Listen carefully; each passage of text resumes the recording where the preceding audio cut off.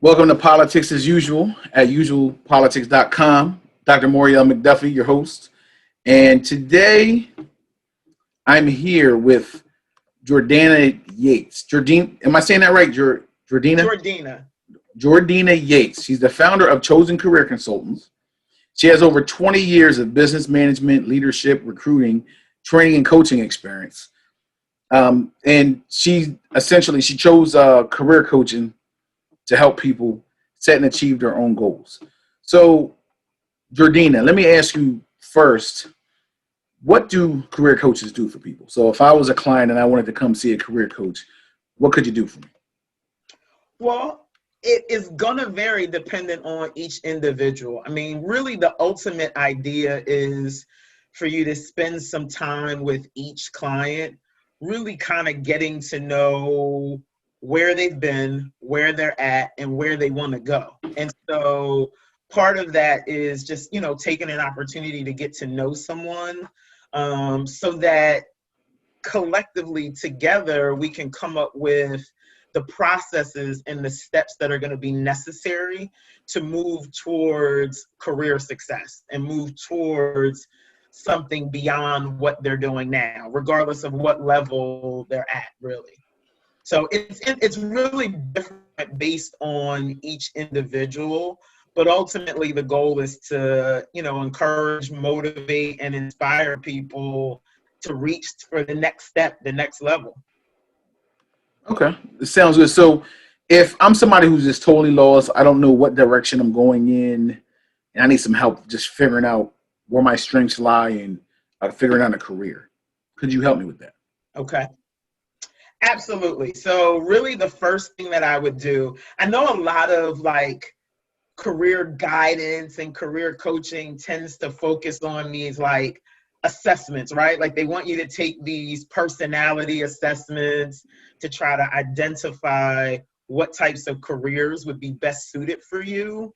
What I find is that there's some people who have test anxiety, and even if it's a basic assessment just about themselves, the thought of having to take that test gives them anxiety. And so That's not what I want to do. I don't want to start there. I'm not about letting an assessment or a test do my job before me, really. Right. So really what I like to do is I like to take about 25 minutes and go through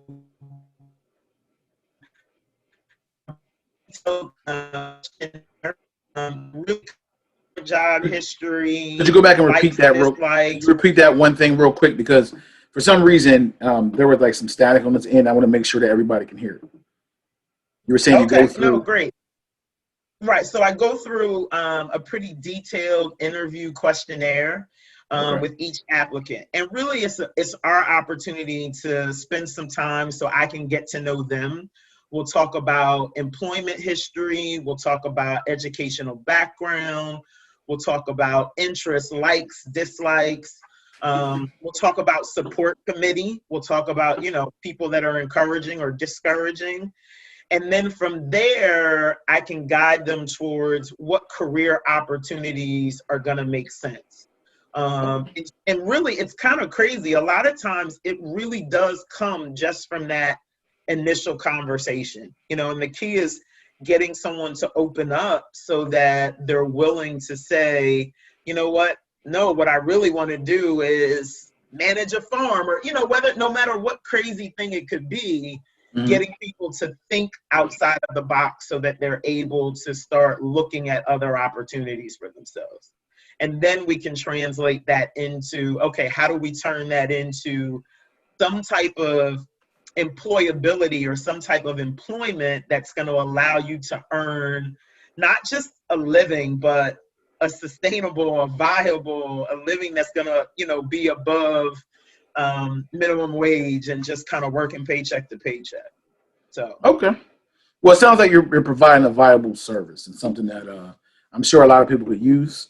I think people, who do struggle with poverty, struggle with career and trying to figure out a career that they could get into. I know there's different qualifications for different careers. But I want to shift focus right now. Let's talk about the main subject that we wanted to get into today, which is the reasons basically that keep people from starting their own business. And Okay. that's one of the things that you presented recently. So if you Yeah. could just you can just jump in. What are some of those reasons? Well, so it's crazy, right? Because everyone always wants the keys to success. But I believe that you've got to focus first on what are those things that hold us back so that you can recognize them. And then from there, you can move towards what's going to make you successful. So the first Absolutely. thing that we talked about, and it was actually like just sort of a little social networking event with a bunch of small business owners, entrepreneurs that are trying to get started. And the first thing that we talked about was fear. Fear is Right. the number one, through all my years here and working with individuals that are looking to better themselves, the thing that's held people back the most is fear. And so I asked everyone in the room a question, and I said, how many of you want to go to jail? How many of you want to go to jail? Right. And of course, not one person in the room raised their hand. And so my point in asking that question is fear is a self-imposed jail. It's a Mm-hmm. self-imposed prison. You're putting yourself in prison. And what you have to decide, because we all have fearful moments, right? Like Absolutely. we all have fearful moments. But what we have to decide is how long we want our sentence to be. Do you want to be in jail for a day, an hour? I mean, an hour, a day, a month, 10 years? I mean, how long do you want to be in jail? And so that piece there, just trying to get people to rebrand that fear and turn it into what's the opposite, faith and hope, and just not living in that prison. So that was the big sort of number one thing for me was the fear piece of it, for sure. Absolutely. Now, were there any? Because that's interesting, right? But were there any specific? Did anybody give a specific reason what they were afraid of? Yeah, I mean, so a lot of them were. It's weird. It's a fear of failure, right? Like Okay. you're afraid to start because you're afraid you'll fail. And the reality is that you've already failed if you don't start, right? Like, so you're guaranteed not to win if you Right. don't start. And so, I think for most people, admitting to it at first is the hard part too, like admitting that they're fearful. No one wants to say, I'm scared or I'm afraid or I don't, I'm not Right. sure.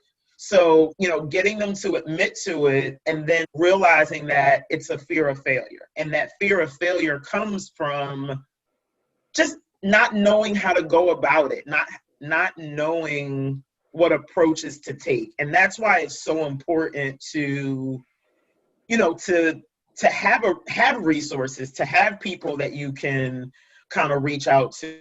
So often we want to retreat inward, Right. and it doesn't work. You've got to be able to have a really good sort of network of people and resources that you can reach out to. And that's why kind of what you do and the things that you're talking are so huge, because you're providing people resources, for sure. Absolutely.